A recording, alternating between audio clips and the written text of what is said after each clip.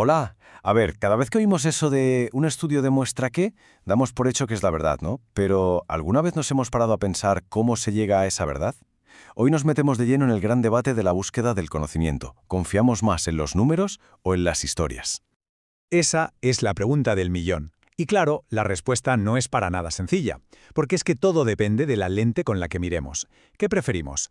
¿Un mapa que nos enseñe todo el terreno, a vista de pájaro, o una conversación que nos desvele los secretos de un solo rincón de ese mapa? En el fondo de todo esto hay dos grandes formas de pensar, la investigación cuantitativa y la cualitativa. Durante años se nos han presentado como si fueran rivales, ¿sabes? Como dos maneras opuestas de buscar la verdad. Por un lado, la amplitud de los números, por otro, la profundidad de las historias. Para que se entienda bien, pensemos en esto. A nadie se le ocurriría preguntar si un telescopio es mejor que un microscopio, ¿verdad? No tiene sentido. Uno nos enseña la inmensidad de las galaxias y el otro nos descubre el universo que se esconde en una simple gota de agua. Son herramientas para preguntas distintas. Pues bueno, en investigación pasa exactamente lo mismo. Venga, pues vamos a empezar con la visión del telescopio, el mundo visto a través de los números. Este es el terreno del enfoque cuantitativo, esa búsqueda de una verdad que se pueda medir, que sea objetiva.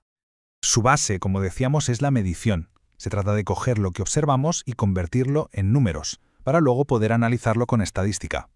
El objetivo está clarísimo, encontrar patrones, leyes generales que podamos aplicar a grupos de gente muy grandes.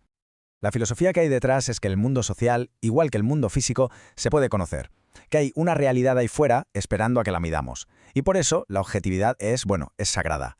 Un buen estudio cuantitativo tiene que poder repetirse. O sea, si otro investigador lo hace, debería llegar a resultados muy parecidos. Y el poder de este enfoque está justo en eso, en la escala.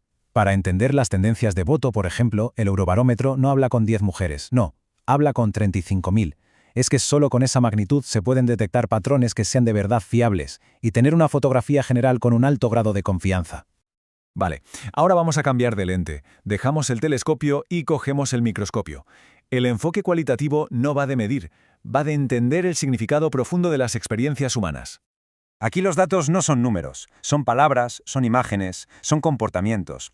El objetivo no es generalizar, para nada. Es explorar. Es como bucear muy hondo en la realidad de unas pocas personas para entender su mundo desde dentro.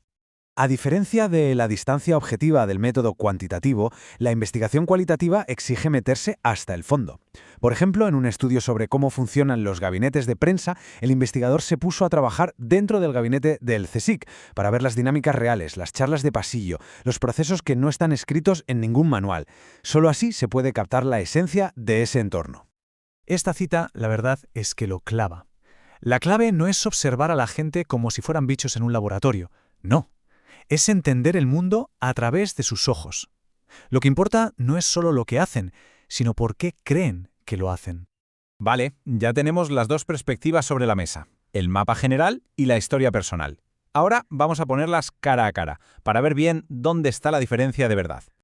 Y aquí se ve la diferencia fundamental. Es que no es que compitan, es que simplemente responden a preguntas distintas. El cuantitativo busca el cuántos, pregunta, ¿cuánta gente sufre esta condición? Y el cualitativo busca el cómo se siente, pregunta, ¿cómo es vivir con esa condición? Necesitamos las dos respuestas para tener el puzzle completo. Y esta es la gran conclusión a la que ha llegado la ciencia moderna. Esa vieja guerra entre metodologías se ha acabado. Pensar en cuál es superior es como discutir si un martillo es mejor que un destornillador. Son herramientas diferentes para tareas diferentes. Y punto. Y esto nos lleva a la evolución más potente de la investigación de hoy en día. La combinación de los dos mundos para conseguir una imagen muchísimo más rica y completa. Hoy, los investigadores más punteros ya no eligen un bando. Lo que hacen es diseñar estudios que mezclan la fuerza de los dos enfoques. Usan los números para encontrar el qué, el patrón, y luego usan las historias para descubrir el porqué. Este ejemplo real de un estudio sobre la depresión posparto lo explica de maravilla. Primero, la encuesta cuantitativa les dio el qué, un mapa de la prevalencia del problema, pero los números no podían explicar la experiencia. Para eso, las entrevistas cualitativas fueron esenciales. Revelaron que las madres con puntuaciones altas a menudo describían experiencias hospitalarias negativas. Los números identificaron el problema, las historias le pusieron cara y un porqué. Hemos hablado de conceptos académicos, pero la pregunta clave es, ¿y todo esto por qué nos debería importar? Pues la respuesta es simple, porque nos convierte en consumidores de información mucho más críticos e inteligentes. Cada día nos bombardean con titulares que dicen «un estudio demuestra que…», Saber si ese estudio se basó en una encuesta a 50.000 personas o en entrevistas a 5 individuos cambia por completo cómo debemos interpretar esa información. No es que uno sea mejor que otro, ojo, pero sí nos dice qué tipo de conclusiones podemos sacar. La próxima vez que un titular cite un estudio, estas son las preguntas que tenemos que hacernos. ¿Nos están ofreciendo la visión del telescopio o la del microscopio? ¿Nos muestran la escala del problema o la profundidad de la experiencia? Saber distinguir entre ambas es la verdadera base del pensamiento crítico. Dejamos esta pregunta en el aire.